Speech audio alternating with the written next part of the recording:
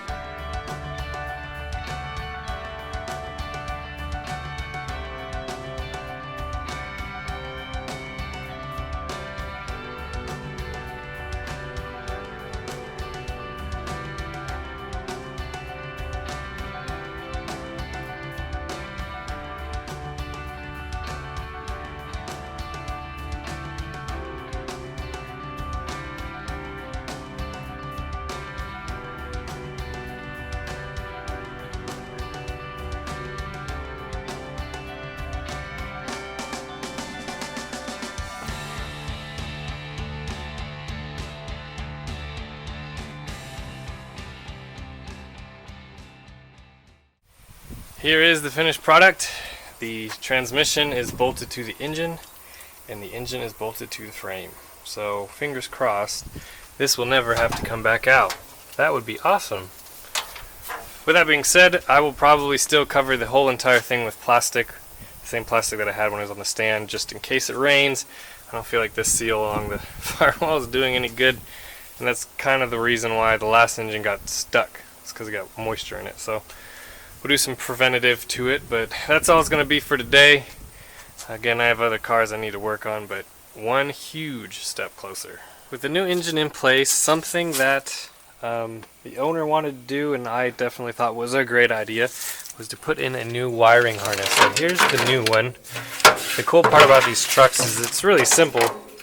So you have the plug that goes into the firewall there, and then so it goes in there, and then it's supposed to go up along here. This one obviously doesn't anymore, but take a look at this. This is what's left of that harness. It's ridiculous. So that should all go away when we replace the harness. Alright everybody, I'm going to apologize for the wind noise. It's super windy out today, and it's been super windy this whole week that I've been working on this truck, and because of that, I really haven't recorded much. But we are coming right along. I can get it out. So, you notice there's a lot more in here than there used to be. Today what I finished up is I finished bolting on the exhaust headers onto the engine. The owner decided that for now he's just going to go with the old rusty ones, and eventually he can swap that out, which, you know, it's really not that hard. It's 9 bolts total, and swap it out, put a new one in. So he's decided to do that. The thing I'm most excited about is this new cooling system. So brand new radiator, brand new hoses, new water pump.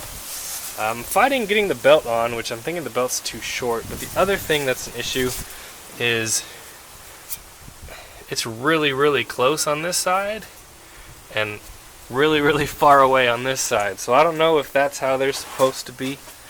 I'm not sure if that's how. I mean, this is like 2 fingers, or the other one's, you know, barely any.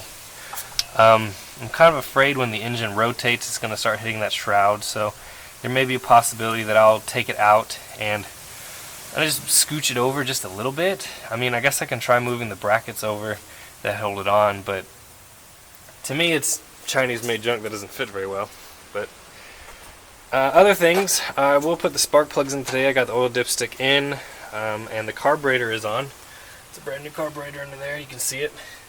I still have the whole ignition system to do. I still have the whole fuel system to do, and hopefully finish off the cooling system. I'm going to put plugs in it, just hand tight for now. But we need to figure out another way to do the spark plug wires as well. That stuff needs to go. But you know what? From looking from back here, it looks really good. It looks way better than what came with it. And I'll tell you what, there's no spiders living in here anymore, so that's always a good sign. So one little thing at a time. But yes, there will be more videos on this truck. I'm gonna put this one and this one short now, just to get you guys some more content on it. There is progress happening. So one step at a time, we'll get there.